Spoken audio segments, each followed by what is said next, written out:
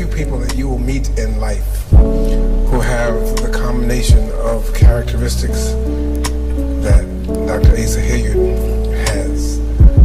A man whose intellectual capacity is gargantuan, who knows so much it will leave you breathless just to listen to him talk about any one of dozens of subjects, from sociology through psychology, through Medu Netra, through the ancient Nile civilizations, through the political climate of the world, different countries, different cultures, through Africans in the diaspora to Africans on the continent.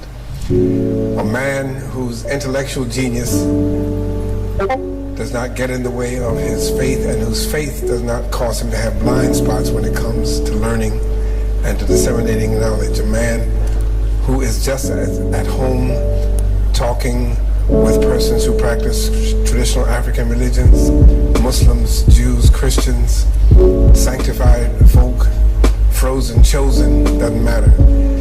He does not judge. He loves all of human beings, and that's hard to find. That is very hard to find in terms of a man with that kind of a mind, or a woman with that kind of a mind, who is not judgmental, but who loves all of God's children. Won't you please put your hand together and welcome back to Trinity United Church of Christ, our friend, our brother, our teacher, Dr. Asa Hilliard.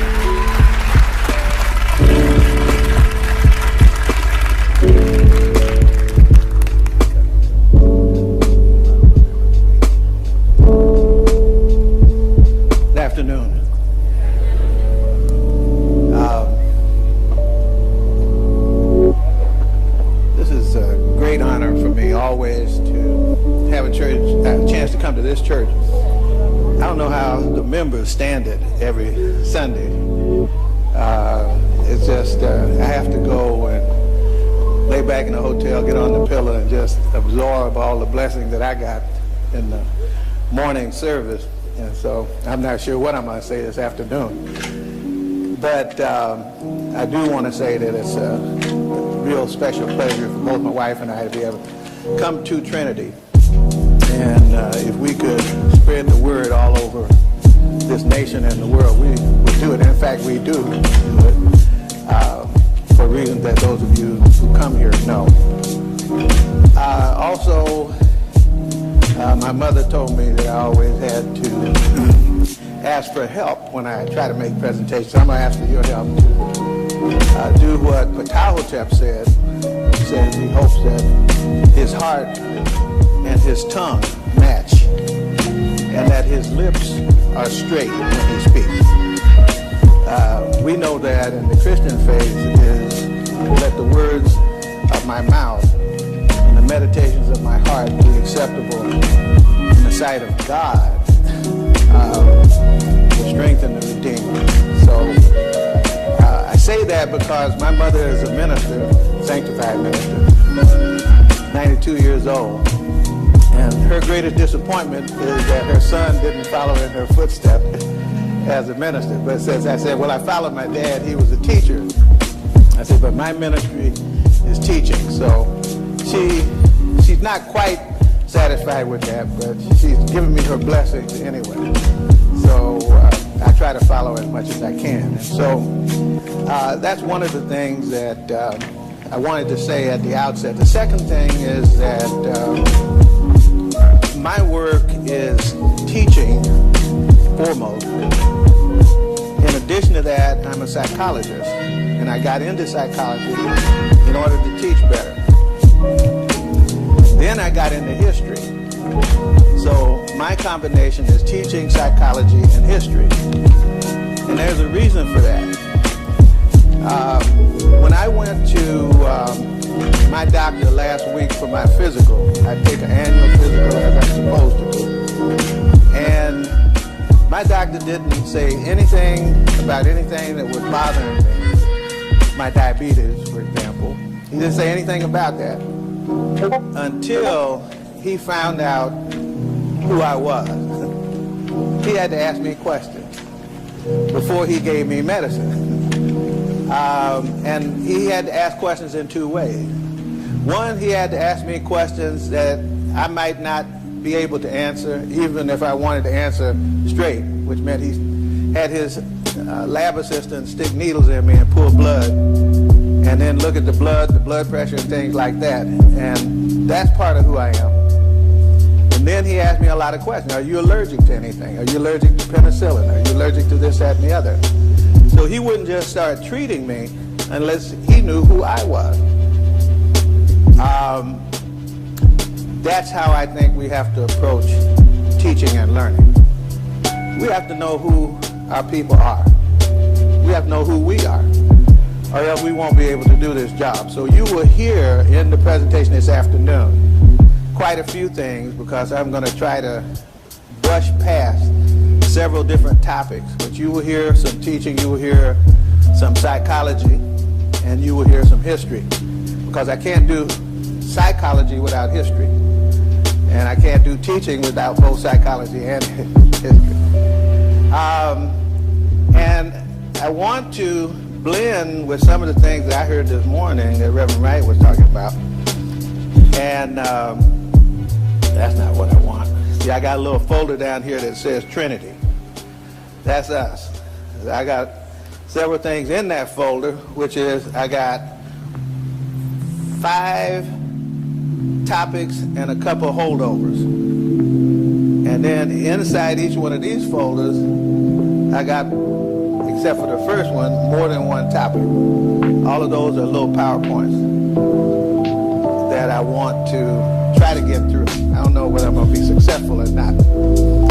In order to talk about some of the things that were being said about where we stand, whether we want to go back to Egypt, as it were, what Reverend Wright was talking about, whether you want to go back to captivity, because many of us are still in captivity.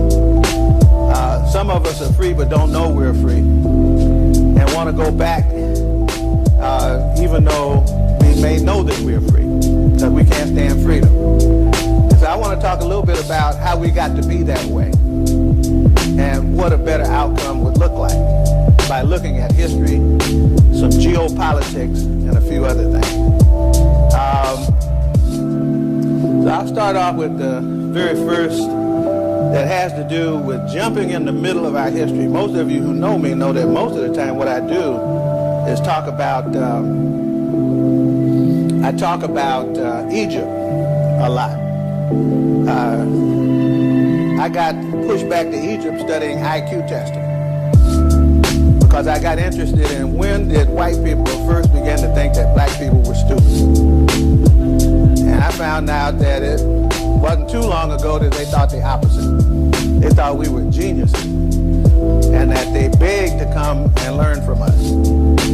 They were delighted to be included in our school, to sit at the feet of our learned professor. And then, of course, I began to wonder, when did that start? And it got all the way back to Nile Valley civilization. But I'm not starting there. I have one PowerPoint where I'll dip into that. But I'm starting way up in the middle to look at a piece of history. And then, as I do this, I want to point out that even though what I'm getting ready to show you has been around, the fruits of the work of Joel Rogers for 40 years, 50 years, one of the most traveled Africans in the world.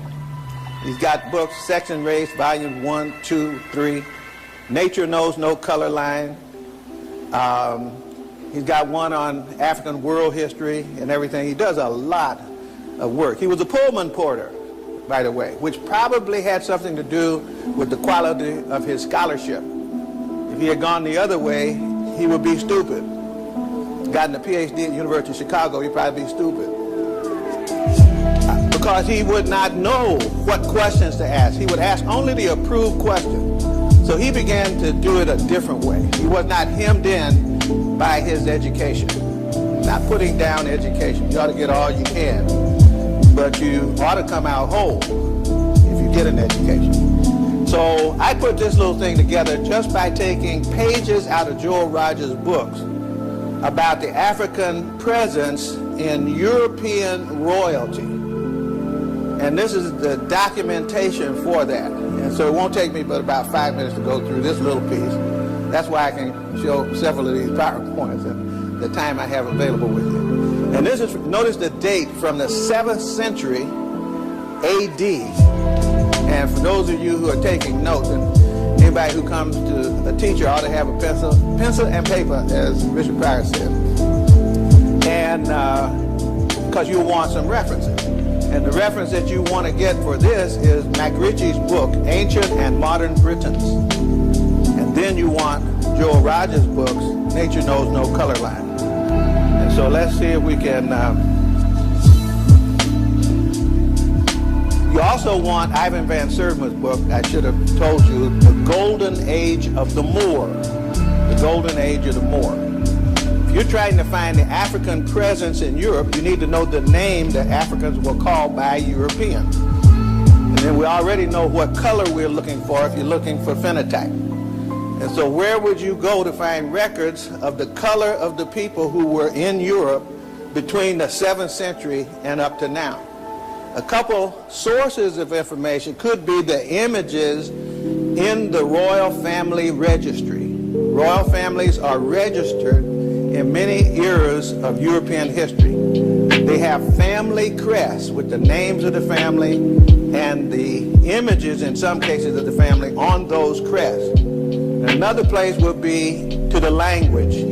Sometimes the language tells you in the language, and what Joel Rogers did was combine the language and the images and what he knew about history and the time to locate African people in the history of Europe. And so these are some of the images that he came up with. These are Moors, and if you look at the Moors, you'll see down here is in the 17th century, right here, 1631 to 1672, Africans playing chess with a white servant from Europe.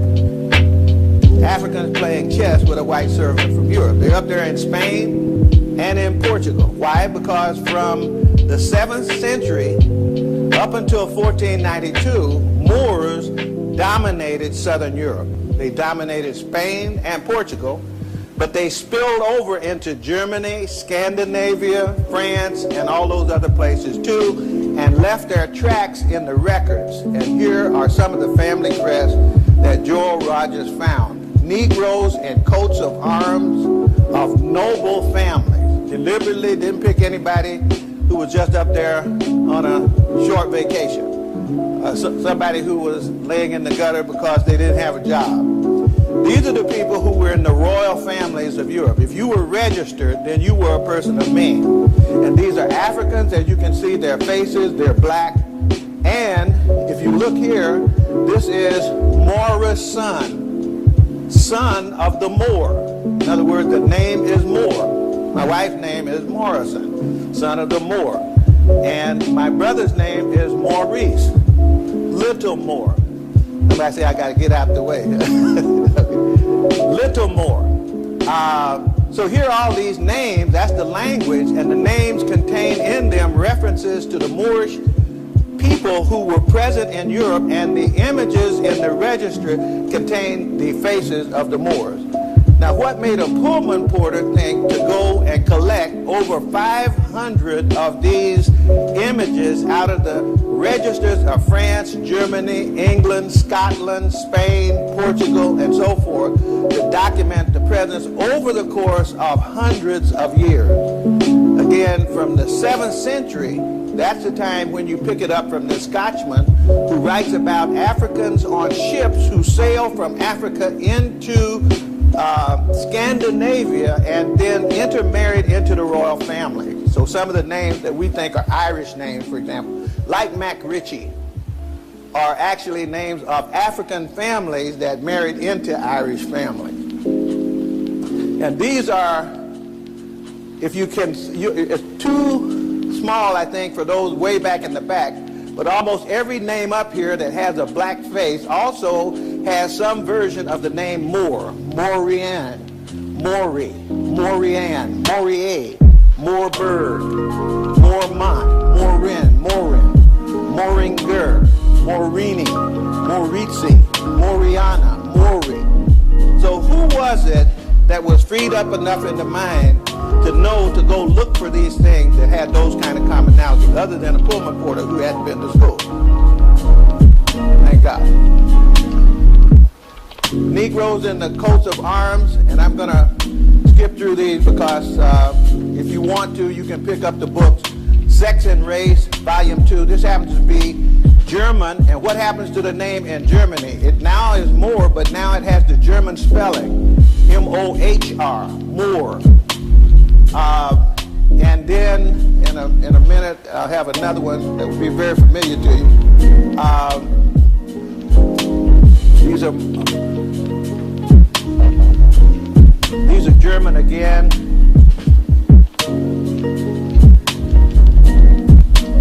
These are French, Dutch, and Belgian names where the people are named Moor.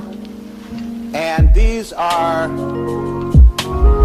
see, the names of these families, except one, are all of African ancestry. Again, the names and the images. The French, Indian, and Spanish and Polish names. Can't hear me? Okay, can you hear me better now? All right, thank you. I learned how to work with high technology. German, Central Europe. In the course of doing this, he also ran into Queen Charlotte Sophia, who is the girlfriend of George III, but the grandmother of Queen Victoria. And if you happen to come from Charlotte, South Carolina, this is the queen for whom that city was named. An African woman in Europe. And this is another two images, or actually one image with an enlarged inset of Charlotte Sophia. I was trying to get to some of the German names before we stop this particular one.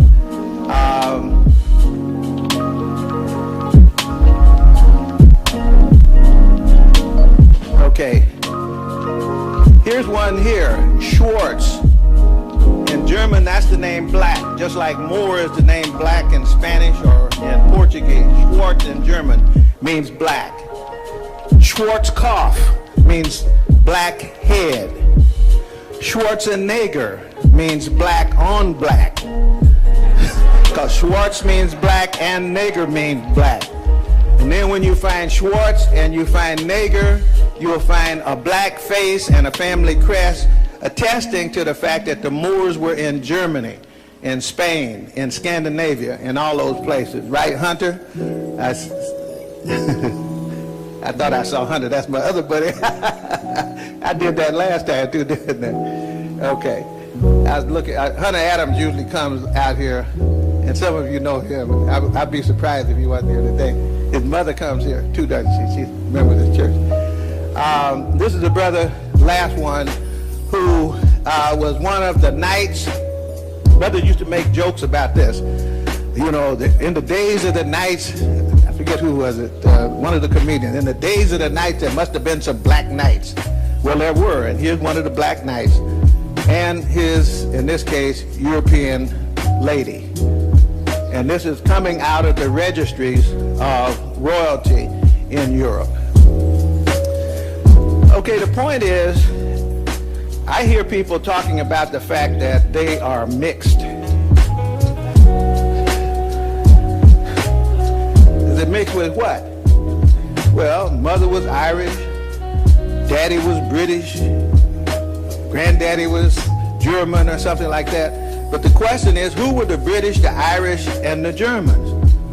Because some of them were mixed with the Africans before you got mixed with the ones that you think are pure.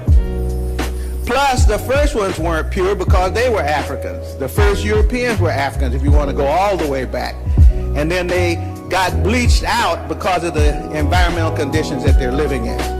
Again, that's not the mindset that we have. And I'm talking about mindset. That's why I'm raising these issues. And it shapes the way we define problems. It shapes the way we define who we are. So let's come out of this and